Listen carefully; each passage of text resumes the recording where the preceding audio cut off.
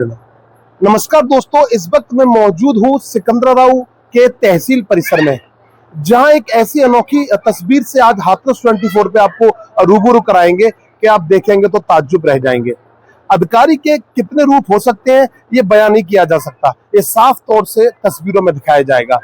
एक और तो शासन का पूरा आदेश रहता है कि जनता के बीच रहकर जनता की समस्या का पूरी तरीके से निस्तारण करना है, वहीं दूसरी ओर किसी भी होने वाली अनहोनी व आपदा के बीच दृढ़ विश्वास के साथ 45 से 40 के टेम्परेचर के बीच खड़े रहकर उस समस्या को समाधान करना, और वहीं दूसरी ओर सब कार्य से बिल्कुल मुक्त हो जाने के बाद, कह सकते हैं कि कार्य समाप्त हो जाने के बाद या ऑफिस का समय खत्म हो जाने के बाद फिर एक मोड़ आस्था की ओर बढ़ता है।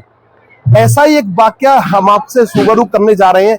हमारे साथ मौजूद है नायब तहसीलदार साहब, जो कि सिकंदराबाद में पद पर कार्यरत है। और सर की अगर बात की जाए आस्था की, तो वो अलग ही अनोखी तस्वीर है।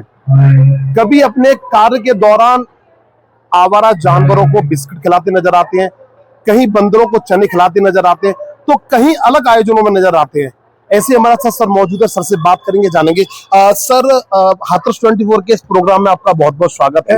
और सर, जानना चाहूंगा कि जिस तरीके आपके द्वारा लगातार जो आयोजन समय समय पे देख रहा हूँ कि मंदिर पे भी आयोजन कराया गया है, और आप कहीं ड्यूटी पर भी होते हैं तो आप बंदरों को भी चना खिलाते हैं, डॉग्स मिल जाते हैं उनको भी आप रोटियां खिलाते हैं, कैसा लगता है इसको करके और क्या बात जानते हैं? मोहित जी, सबसे पहले तो मैं आपको धन्यवाद देना चाहूंगा कि आपके माध्यम से मेरी आवाज प्रेरणा के तौर पर सभी तक पहुंचे। जी जी। ऐसा नहीं है कि मैं प्रसिद्ध नहीं होना चाहता, लेकिन लगता ऐसा है कि एक्चुअली हमारा जीवन किस लिए बना है। जी।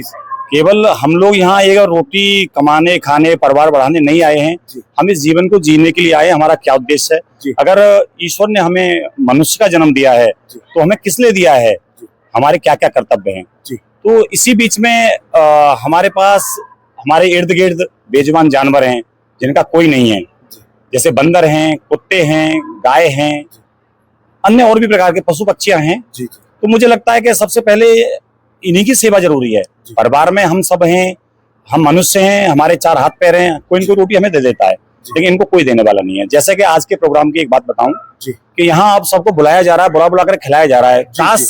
काश 10 किलो का आटा बना करके और बंदरों को पहले डाल दिया जाता। बंदरों के लिए लाठी लेके खड़े हैं लोग। तो ये मुझे थोड़ा कहीं न कहीं दुख लगता है अपने आप। जी, समझ सकते हैं सर, क्योंकि जब जब आपकी तस्वीरें देखी गई हैं तो वहाँ बंदरों से और कुत्तों से और गायों से और ऐसे बेजुबान जानवरों को आपको प्यार करते देखा गया है, तो स्वाभाविक सी बात है आपको कहीं ना कहीं उस चीज का लगा होगा।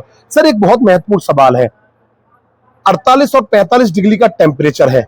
मैंने देखा कि एक घटना स्थल पर आप खड़े हुए थे और वहां से लौट रहे थे, तो आपने डॉग को चलती गाड़ी से रोक के उसे रोटी खिलाई।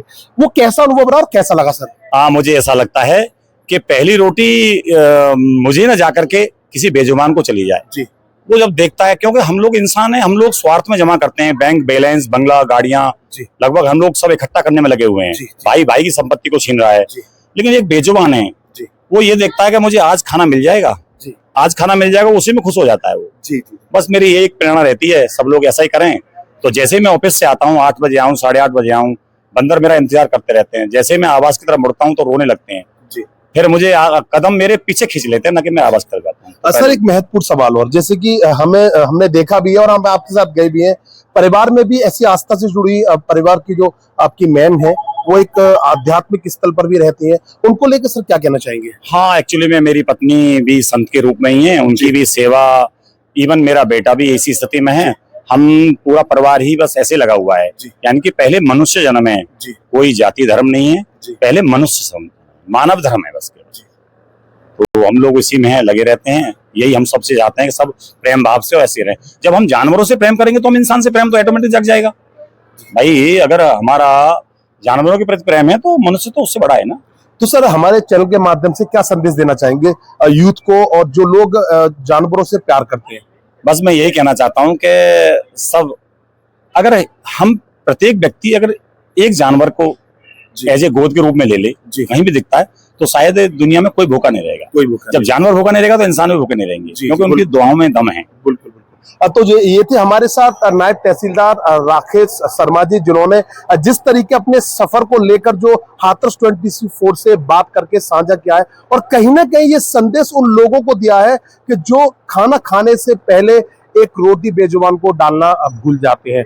तो कहीं ना कहीं ऐसी प्रेरणा हमको श्री राकेश शर्मा जी जो नायब तहसीलदार सिकंदराव में, उनसे लेनी चाहिए। सिकंदराव से मोहित कुमार, पवन कुमार, हाथरस 24, सत्य की राह पर।